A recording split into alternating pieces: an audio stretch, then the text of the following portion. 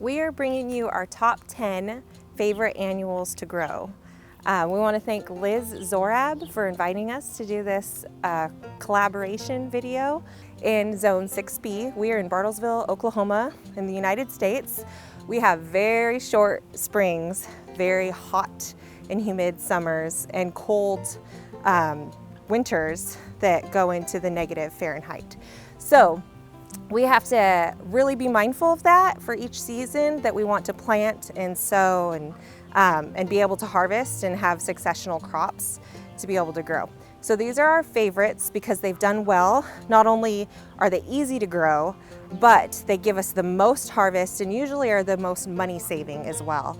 And usually things we can put up and be able to use throughout the year. Obviously, every area is going to have the crops that do better than others. So these are the ones that do the best for us with minimal input and the max output. Okay, we have kale, which we love because we can sow it in late summer and then it will start to grow and give us a little bit of a harvest. And then in the later part of winter, it will die back, but it will bounce back in the spring and be the earliest green that we can get here where we're at.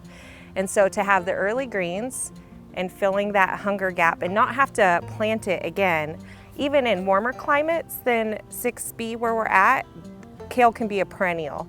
And so we're kind of playing into that, and the only time that we can't grow it is in the very hot part of summer.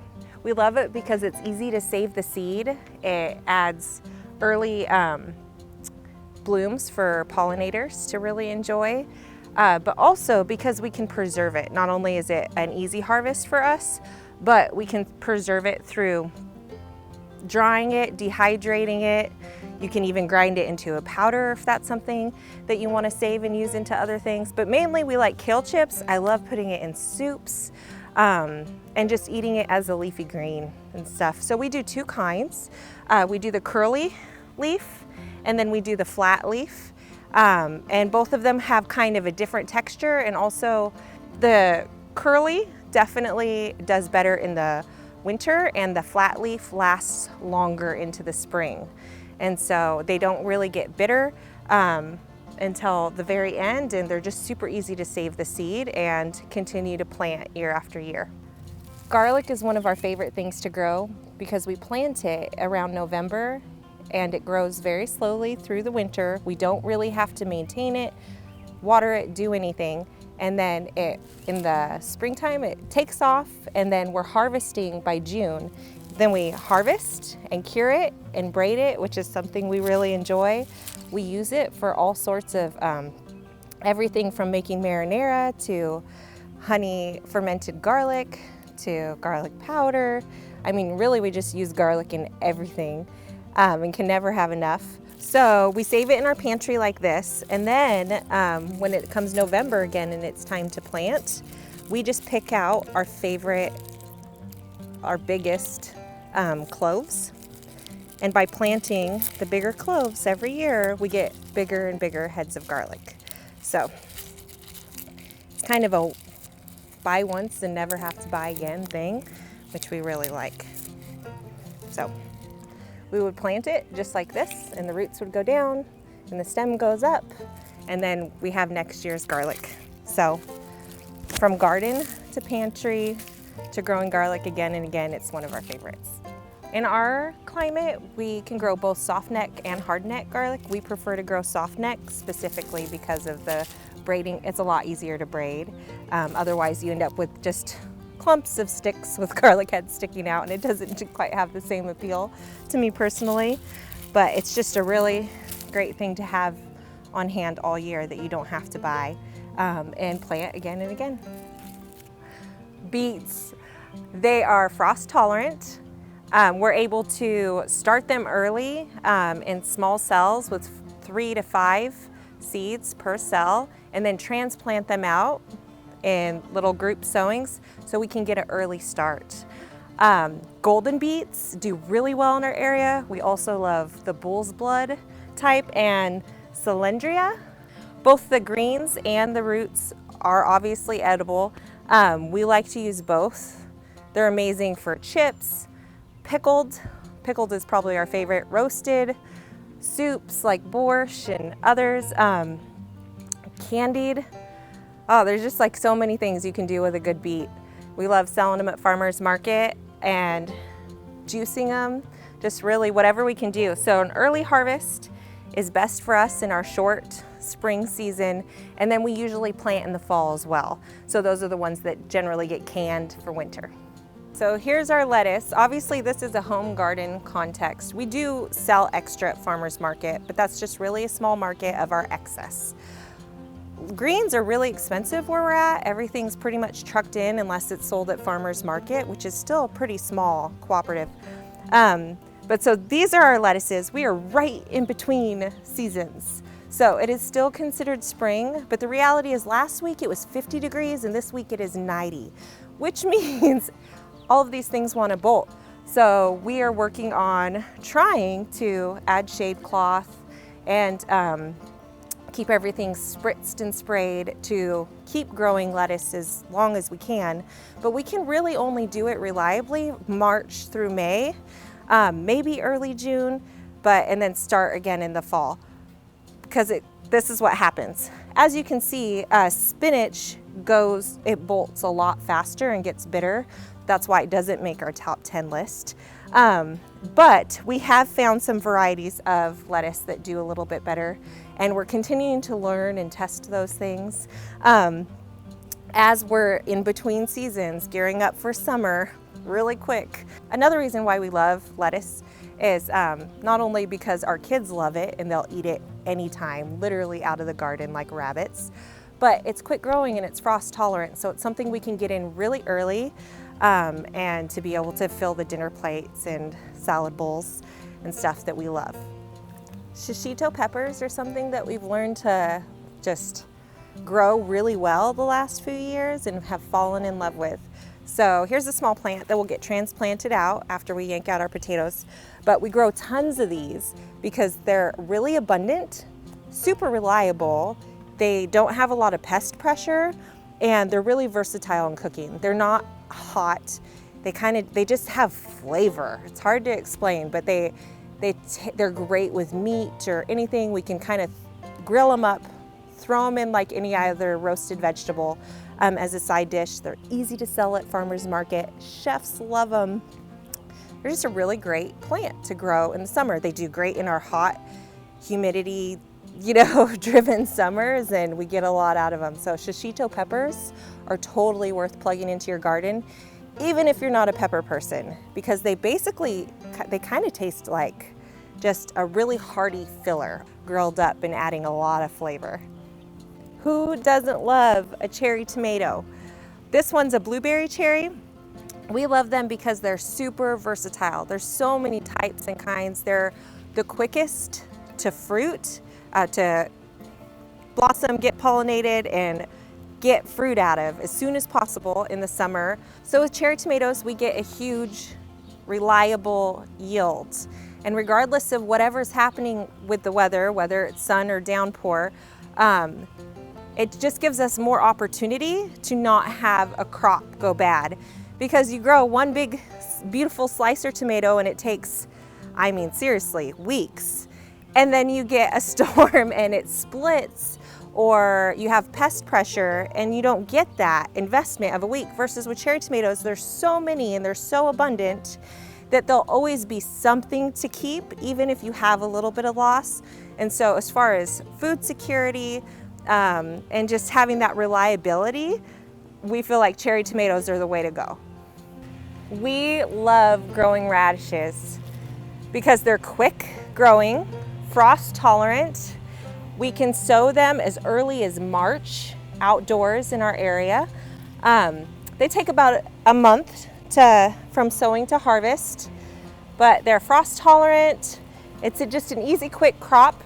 Both the greens and the root are edible. There's so many varieties to choose from. This is French breakfast radish. We love growing these for market and for ourselves. They're really easy to preserve. We also like the purple round daikon, and the daikon radish is a lot slower, so that doesn't do as well for us in the spring in our zone, but it is great to grow into the fall.